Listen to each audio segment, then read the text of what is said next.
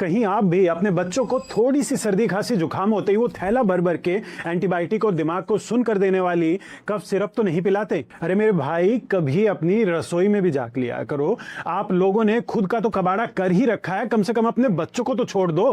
तुलसी के 4-5 पत्ते, 2-4 काली मिर्च के दाने, जरा सा अदरक का रस और जरा सा शहद मिलाकर इन सबको अच्छे से चटनी जैसी बना लो और अपने बच्चों को इसे दिन में 1 से 2 बार देना प्रारंभ करो। केवल 2-3 दिन की बात है। केवल खांसी की कंडीशन में ही नहीं, बल्कि सर्दी और जुकाम की समस्या में भी ये बहुत अच्छा आराम दिलाता है।